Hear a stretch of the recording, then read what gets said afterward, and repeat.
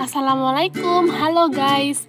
Kami perwakilan dari Diklat ISC, ada Kak Isna, Kak Nuri, dan Kak Revika mau silaturahmi ke rumah narasumber kita yang kemarin telah mengisi pelatihan menanam, yaitu Pak Sudaryono. Mau ngapain kita? Ayo ikutin saja. Dadah. Alhamdulillah, hari ini sinar matahari bersinar begitu indahnya secerah apa ya? Kita ini sudah sampai di rumah produksi pupuk organik milik Pak Sudaryono. Lihat di sana rumahnya, dan itu adalah taman-taman tumbuhan yang ditanam sendiri oleh Pak Sudar. Yuk kita masuk.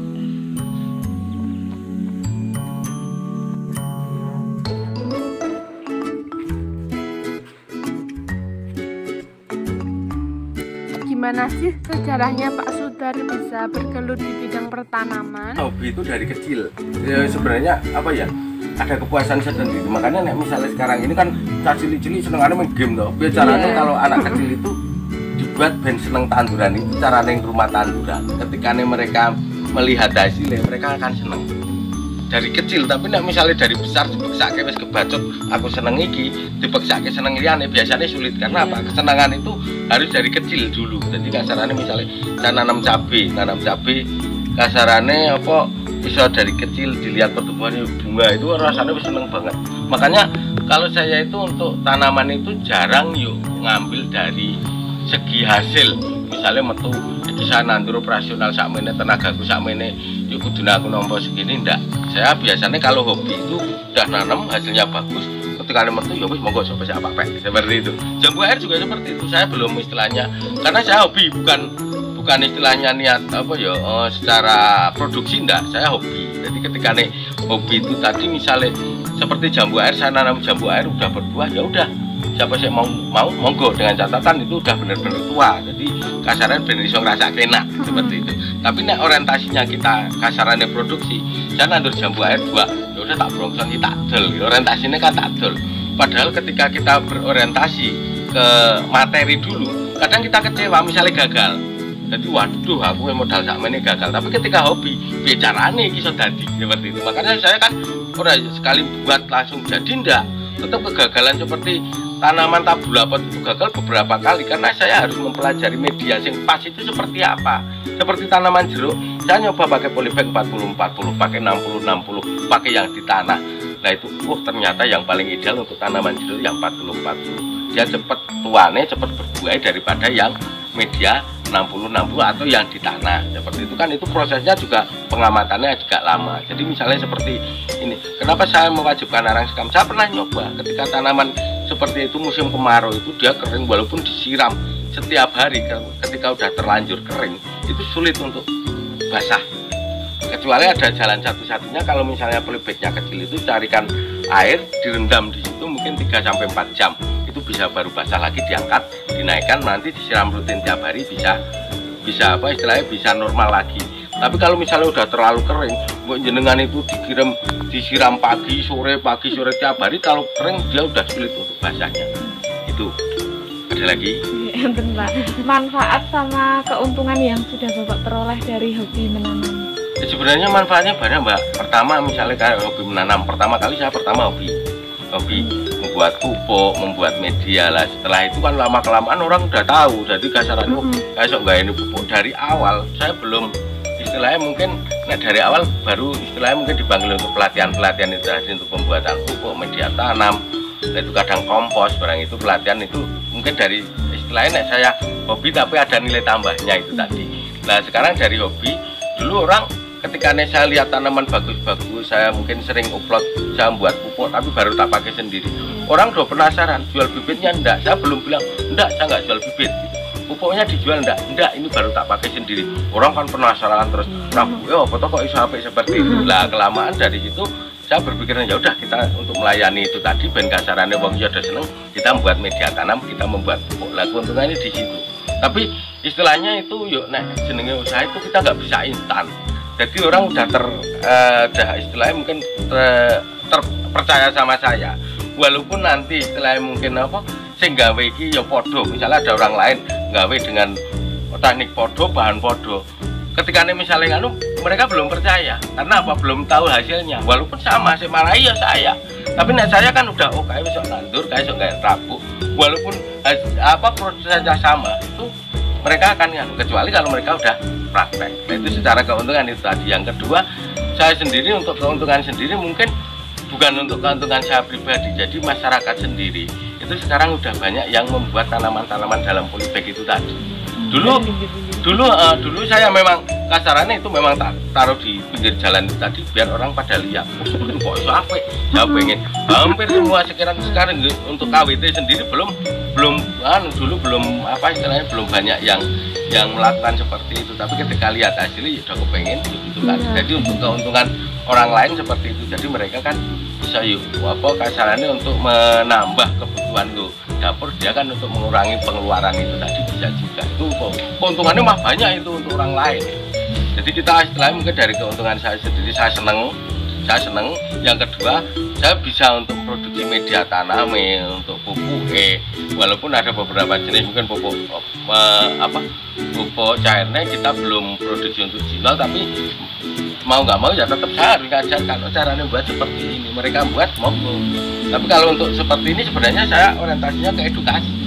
Jadi kalau jenengan kesini nanti ke pupuk tak marai caranya gawe seperti ini. Jadi saya adil mengawe kan mau domo menggawe itu tadi aslinya situ. Walaupun sebenarnya banyak orang yang seperti itu ngerti, tapi mungkin nggak ada waktu atau mungkin memang karena prosesnya kan nggak semudah yuk dilihat dari odong irik nah sana harus fermentasi di 21 hari. Padahal saya sekarang mungkin mau mupuk atau mungkin 5 hari mupuk, lah mau nggak mau dia harus beli seperti itu. Ya, untuk bagaimana sih pentingnya perawatan tanaman gitu, tidak sekedar ditanam terus ditinggal pergi. Sebenarnya gini, tanaman saya kebetulan itu tadi saya hobi bertanam, peternak saya juga hobi. Saya senang. Jadi sebenarnya tanaman sama ternak hampir sama, itu kita butuh perhatian khusus. Jadi nggak bisa tanam langsung tinggal. Karena apa? Saya lihat ketika itu medianya tepat, nanti proses panennya juga lebih cepat. Kita nggak rugi waktu. Nah seperti misalnya ada tanaman jeruk itu kita tanam ke tanah, kita kasaran ratuban, mungkin dia nggak akan berbuah, kemungkinan mati. Kita mengeluarkan modal, kasarannya kita nggak bisa menikmati apa-apa kan rugi.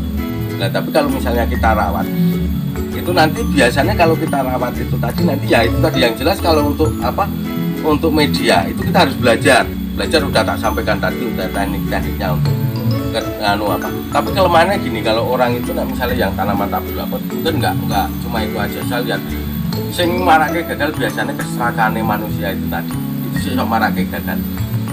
Seperti tak katakan tadi, ketika misalnya saya pengen buat tanaman bagus, tapi mereka cuma pengen aku nggak bisa diakeh gitu aja. Jadi daripada polybag yang 40, kita lihat untuk media misalnya tanaman cabai itu tadi saya punya polybag 40, tak tanaman 10. Saya mending yang media ukuran polybag 50 atau 60 tapi punya 2, tapi hasilnya seperti itu tadi. Daripada 10 mending gini betulnya terlalu papat gitu tadi. Saya mending seperti itu 2 tapi di sawang itu seneng. Itu hobi. Itu enggak ubahnya seperti yang kebanyakan, kecuali kalau misalnya apa tanaman yang dalam polybag atau dalam pot atau mungkin di pekarangan tanah, itu mereka faktornya itu tadi pengen pasarannya oke tapi nggak terawat itu tadi. Yang kedua, dia ada usaha untuk bicaranya tanamannya bagus walaupun mereka ilmunya belum mengetahui, ada usaha seperti itu. Wajib nggak sih setiap orang itu menanam? Nek saya tetap wajib menanam itu, walaupun istilahnya mungkin, makanya saya kan dari yang model di tanah itu ada tekniknya sendiri, atau mungkin kalau misalnya alasan saya nggak punya lahan, kan di polybag bisa, di polybag tanaman buah, tanaman sayur itu bisa. Sebenarnya itu tadi aslinya selain untuk apa hobi, itu kan juga istilahnya mungkin pertama bisa untuk mengurangi pengeluaran dapur. Yang kedua nek didelok dia seneng, apalagi kondisi panas seperti ini. Tempat saya tadi nek misalnya nggak ada tanaman itu tadi nek kondisi panas delok nanti terus gersang itu. Ketika panas seperti ini delok tanduran bisa hijau seperti itu. Jadi saya tetap wajib masalah itu tadi. Paling enggak itu apa ya, nek ana ijo-ijone kita seneng lah daripada kembang-kembang plastik itu kan. Lalu, bagaimana untuk menjaga komitmen menanam? Yang jelas gini, kayak itu tergantung dari media tanam. Makanya kita untuk membuat media seperti ada arang sekam itu ngirit penyiraman. Jadi misalnya seperti ini seminggu nggak disiram itu udah betah. Kemarau kasarannya seminggu bisa. Nah dilalah bosen kasarannya nggak nyiram. Kita buat model tetes pakai apa jerigen atau apa, nanti di lubang kecil aja, nanti ya dikasih kapas atau apa, tapi modelnya cuma netes ada dikasih gitu kan. Dia orang nyiram pedadi nomeng ketika nentak itu loh nganune itu tadi. Jadi fungsinya arang sekam itu ngirit kanggone wong do keset-keset pedadi no itu menahan air gitu ya Pak? Iya. Menyimpan air. Kemarau panjang pun dia mampu bertahan. Jadi ketika kita males, ketika kita ndelok hasilnya, kemungkinan itu membuat kita semangat lagi kok. Tapi nek misalnya, yo kelemahannya gini, wong do males itu permasalahannya mereka belum tahu media tanam. Pertama, media tanam dia ora ngerti waton gawe media tanam, tandurannya aneh-aneh nyungkris-nyungkris kayak males. Wah, memeng ya berarti. Tapi ketika dia ngerti tekniknya media tanam, perawatan, hasilnya suku-suku, saya yakin mesti belum pernah. Hai guys, lanjut ya kita ke tempat pembuatan media menanam. Ini adalah proses dalam pembuatan arang sekam.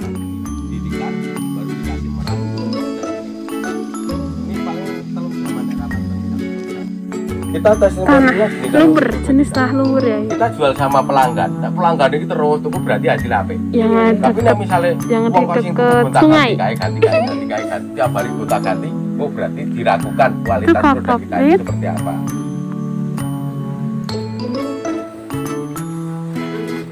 Kotoran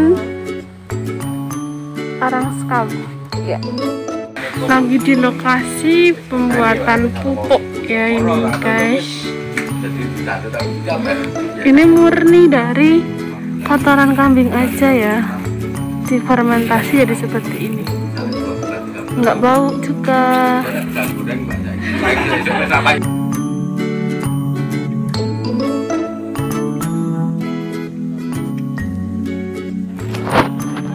Guys, ini lagi proses jalan-jalan, lihat kebun, lihat-lihat tanamannya Pak Sukar ya. Ada macam-macam tanaman, jeruknya Masya Allah.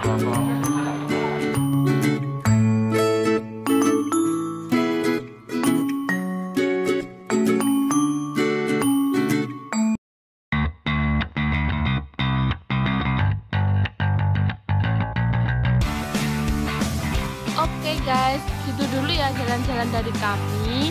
Semoga bermanfaat. Jangan lupa tonton video ini di Instagram dan YouTube kami. Jangan lupa like, komen, dan subscribe. Kami pamit dulu. Dadah. Assalamualaikum.